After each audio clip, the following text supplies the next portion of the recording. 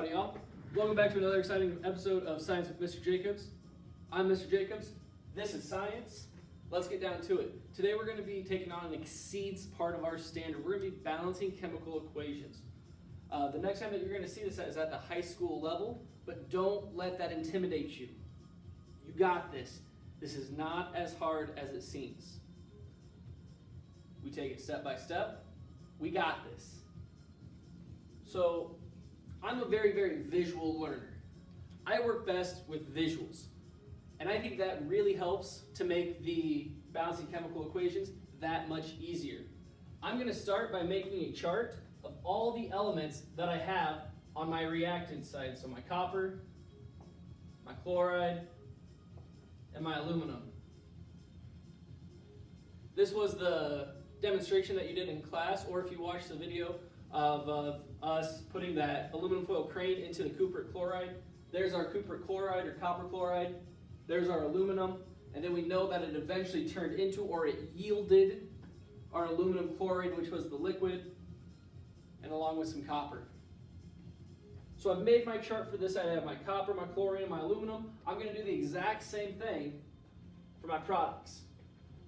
So we have our copper, we have our chlorine, and we have our aluminum. Now, of course, we know in our class that those are lowercase l's and not capital I's because we do not use capital I's during chemistry. Nothing wrong with iodine. It's a great element. It just doesn't ever show up.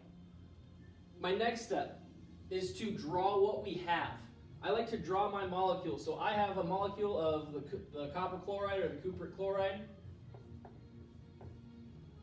So I go to my chart and I have 1 copper, 2 chlorine. I draw what I have. I have 1 aluminum.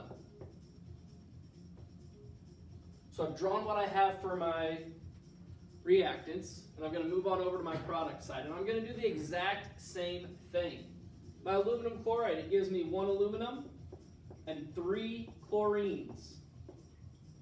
So 1 aluminum and 3 chlorines.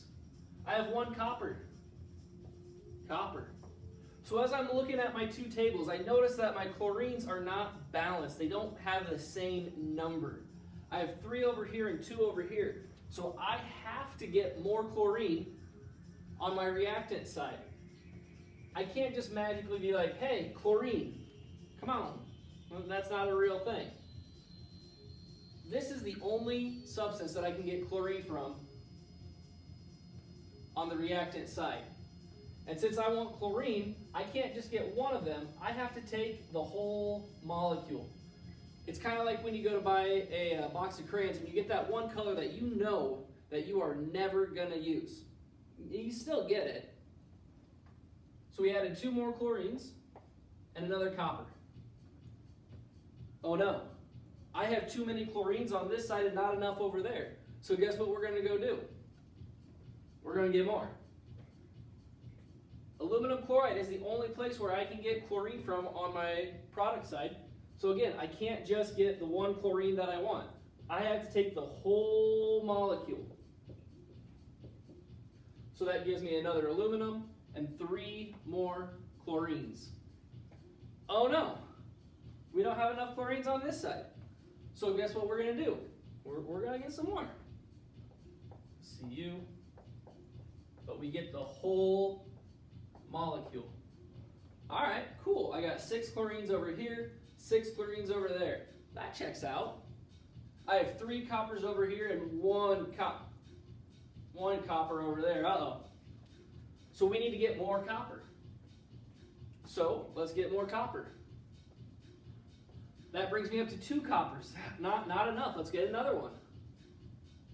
All right, cool. So our coppers are good. Our chlorines are good. I got 2 aluminum and I got 1 aluminum. Guess what we're going to have to do, guys? Get another one.